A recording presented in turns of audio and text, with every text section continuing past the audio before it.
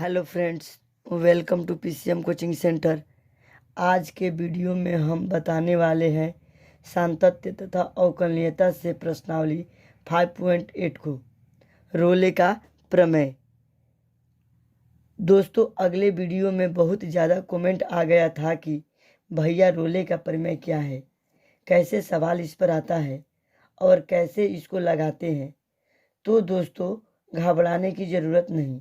आज के इस वीडियो में हम आपके सारा डाउट क्लियर कर देंगे। तो चलिए दोस्तों, सबसे पहले हम आपको बता देते हैं कि रोले एक वैज्ञानिक हैं जिन्होंने अपना कुछ नियम बताए हैं कि हमारा ये नियम है, नियम कानून है, इसे आप जानते हैं तो ये फलन अवकलनीय होगा। अब रोले का नियम क्या होता है और इसके कितने कंडीशन हैं, चलिए अब हम आपको बारी बारी से बताते हैं।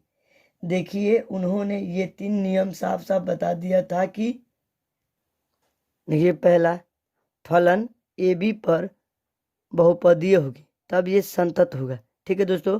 फलन ए बी पर अवकलनीय होगा। ठीक है दोस्तों। अब फलन ए बराबर फलन बी, तो अगर ये तीनों कंडीशन फॉलो करता है दोस्तों या लागू होता है तो रोले का प्रमेय को सत्यापित या लागू कर सकता है। ठीक है दोस्तों। ये चौथा कंडीशन है, ये एफ डैश सी बराबर 0 ये मान निकालता है। तो चलिए दोस्तों, इस कंडीशन को समझ लेते हैं। यहाँ पर देखिए, मैं ग्राफ द्वारा आपको समझा देता हूँ। देखिए, ये एक्स अक्ष है और ये वाई अक्ष, ये मान लीजिए 0 है। ठीक है दोस्तों। तो मान लीजिए यहाँ पर कोई, देखिए यहाँ ए बिंदु है, ये बी बिंदु है। ठीक है दोस्तों। यहाँ से देखिए ये आकर मिल रहा है, तो यहाँ से कोई ये लिमिट है। ठीक है दोस्तों। जो सी बराबर 0, तो हमारा सी एफ डैश सी का मान आएगा दोस्तों ए और बी के बीच में। ठीक है ना दोस्तों। ए और बी के बीच में आता है। अगर सी बराबर हमारा 0 होता है तो ए और बी के बीच में सी का मान हमारा आ जाता है। तो चलिए दोस्तों, हम इसको आप लोगों को उदाहरण द्वारा क्लियर करेंगे। तो इसके पहले सवाल को लिखते हैं और फिर सारे डाउट इस जो रोले का प्रमेय होता है उसको क्लियर करते हैं। पहला सवाल लिखते हैं और फिर उसको लगाएंगे तो आपको ये जितना डाउट है क्लियर हो जाएगा। अगर दोस्तों मेरा वीडियो आपको साफ नहीं दिखाई देता है तो आप थोड़ा वीडियो की क्वालिटी को बढ़ा लीजिए ताकि आपको साफ साफ दिखाई दे। ठीक है दोस्तों।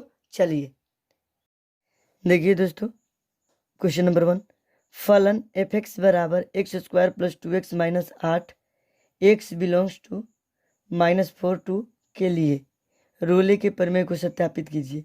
ठीक है दोस्तों। तो चलिए इसको सॉल्व करता हूँ। देखिए सॉल्यूशन, एफ एक्स बराबर हमारा दे रखा है x square plus 2x minus 8। अब देखिए दोस्तों, पहला कंडीशन है जब एफ एक्स का मान ए और बी पर बहुपदीय है। तो बहुपदीय होता कब है? जब दोस्तों 2 या 2 से अधिक फलन अगर रहता है तो वो बहुपदीय होता है। तो देखिए इसमें 1 2 और 3, ये 3 पद है, तो ये क्या है? बहुपदीय है। तो ये बहुपदीय है, तो इसका मतलब क्या है दोस्तों? एफ एक्स ए और बी पर संतत होगा। ठीक है दोस्तों। तो ये पहला कंडीशन तो फॉलो कर रहा है, तो हम इसको लिख देते हैं। पहला कंडीशन के लिए यह फलन बहुपदीय है, बहुपदीय है। तो जब बहुपदीय है तो अतः फलन संतत है, फलन संतत है। पहला कंडीशन तो पार कर लिया। चलिए अब दूसरा कंडीशन अवकलनीय के लिए चेक करते हैं। दूसरा कंडीशन हमारा है दोस्तों एफ एक्स बराबर X square minus 2x plus 2x minus 8। अब इसको चेक करना है कि इस फलन का अवकलन हो जाता है आसानी से कि नहीं। तो देखिए दोस्तों, इसका अवकलन करके दिखा देता हूँ। एफ एक्स का अवकलन एफ डैश एक्स होता है 2x², तो 2x + 2 होगा इसका अवकलन। क्यों दोस्तों, देखिए x के पावर n, तो n x n-1 होता है। इस सूत्र पे इसका अवकलन हुआ है, ये तो 2 हो जाएगा। ठीक है दोस्तों, तो ये आसानी से इसका अवकलन देखिए हो जा रहा है। तो हम इसको लिख सकते हैं, यह फलन अवकलनीय है, अवकलनीय है। देखिए दोस्तों, ये सेकेंड स्टेज भी पार कर लिया। चलिए अब थर्ड कंडीशन लागू करते हैं, इसमें देखते हैं एफ ए बराबर एफ बी, है ना दोस्तों। मतलब फलन एफ ए का मान फलन एफ बी के मान के बराबर होना चाहिए। तो देखिए दोस्तों, अब ए और बी क्या है आपको क्वेश्चन के माध्यम से समझा देता हूँ। देखिए, ये ए का मान है और ये बी का मान है।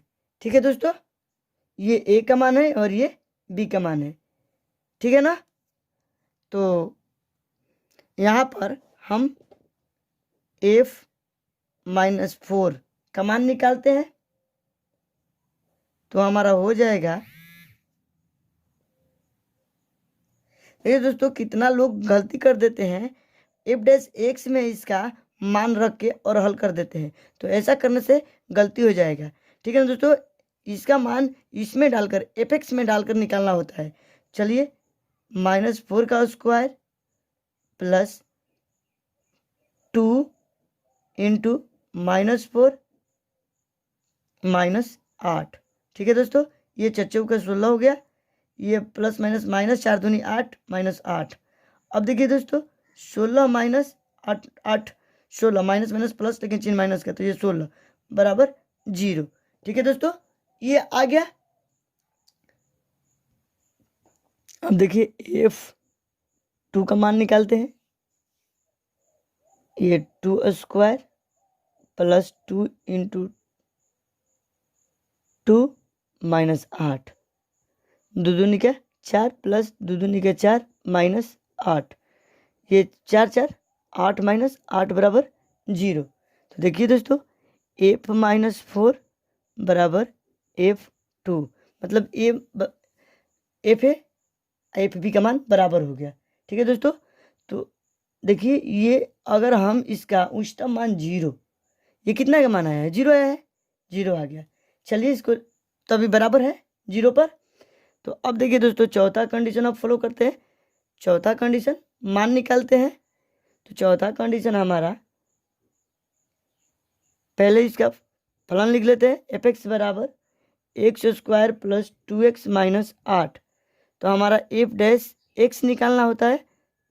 ठीक है दोस्तों, तो एफ डैश एक्स, तो इसका अवकलन करना होगा ना, इसको अवकलन कर लेते हैं, एफ डैश एक्स, तो 2x + 2।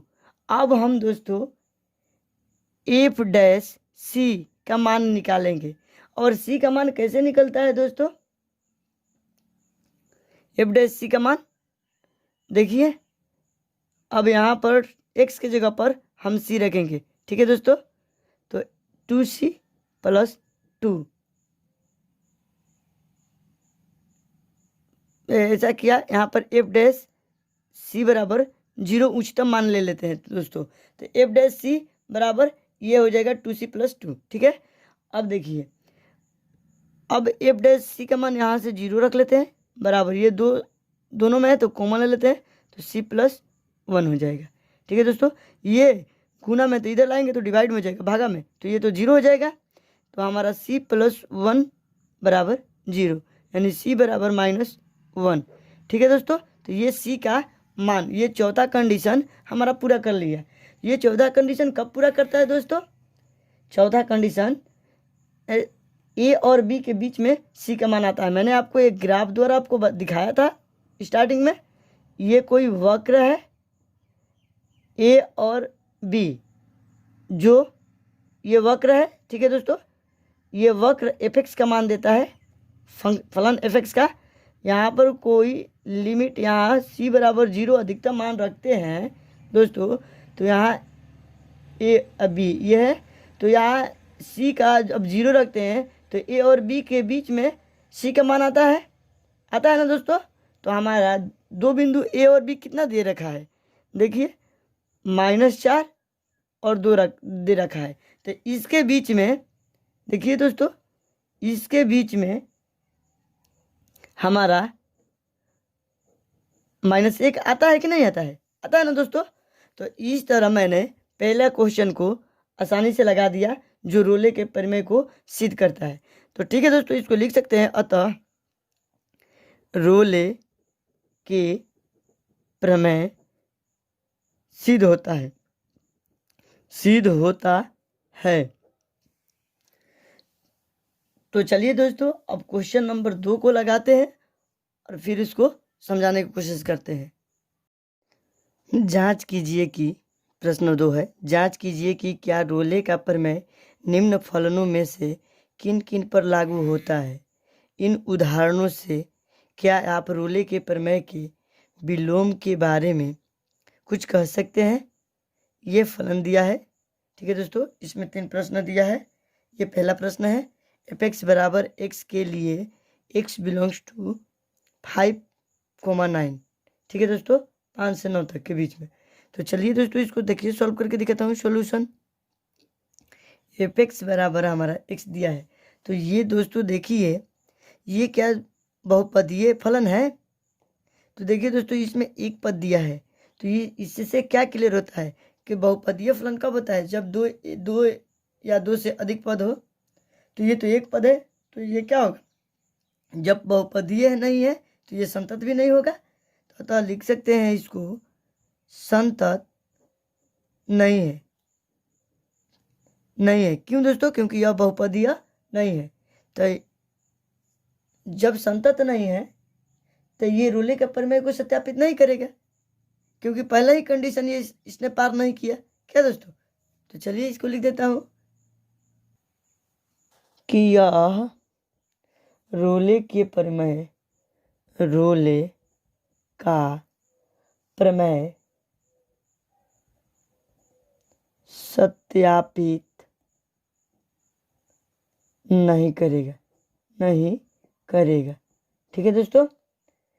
तो अब देखिए, अब इसके आगे क्वेश्चन बोल रहा था कि इन उदाहरणों से क्या आप रोले के प्रमेय के विलोम के बारे में कुछ बता सकते हैं। तो चलिए दोस्तों, हमसे बोल रहा है कि इसके विलोम के बारे में कुछ बताने के लिए, चलिए इसको बताता हूं।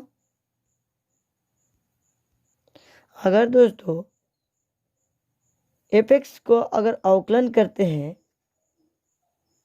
तो उसका अवकलन का मान 0, अधिकतम मान 0 मानते हैं। लेकिन देखिए दोस्तों, इसका अवकलन तो 1 होगा, तो x बराबर ये दो जो बिंदु दिया है 5 और 9, इसके बीच में आना चाहिए। तो हमारा तो ये 6, 7 और 8 है। तो देखिए दोस्तों, तो 0 पर, जब इस 0 पर, तो ये तो इस बिंदु पर ये फलन क्या होगा दोस्तों, ये नहीं आएगा। क्यों नहीं आएगा दोस्तों, क्योंकि इसका अवकलन 1 आता है और ये क्या आ रहा है 6, 7, 8। तो ये इस पर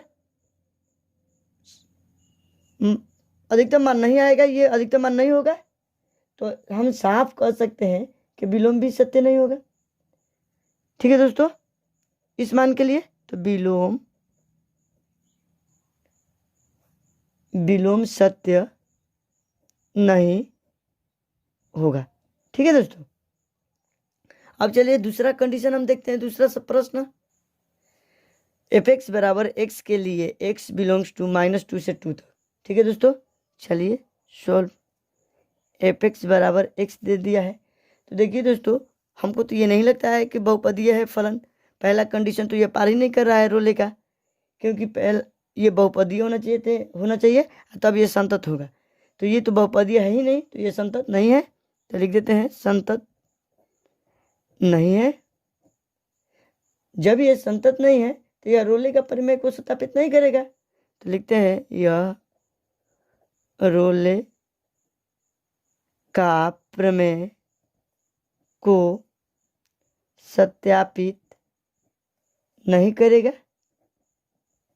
ठीक है दोस्तों, नहीं करेगा। अब x बराबर हमारा मान क्या दिया है दोस्तों, दो बिंदु के बीच -2 से 2 के बीच, तो x बराबर हमारा क्या माना जाएगा दोस्तों, -1 आ जाएगा, 0 आ जाएगा और 1 आ जाएगा, दोस्तों। तो अब देखिए दोस्तों, जब ये फलन संतत नहीं है, यह रोले के प्रमेय को सत्यापित नहीं कर रहा है, तो x बराबर इतना भी मान इस फलन को सत्यापित नहीं करेगा, तो इसका मतलब इसका विलोम भी सत्य नहीं होगा। तो लिख देते हैं, साफ साफ इसको लिखते हैं, देखिए इसका विलोम भी सत्य नहीं होगा। ठीक है दोस्तों, चलिए अब इस तीसरा पॉइंट इसका इस प्रश्न का दिखा देते हैं लगाकर। तीसरा सवाल है f(x) बराबर x² - 1 के लिए x बिलोंग्स टू 1 2। ठीक है दोस्तों, अब देखिए सॉल्यूशन f(x) बराबर x² - 1। देखिए दोस्तों, ये बहुपदीय है। क्यों है दोस्तों, क्योंकि इसमें 2 या 2 से अधिक फलन होता है, पद होता है, उसको बहुपदीय फलन कहते हैं।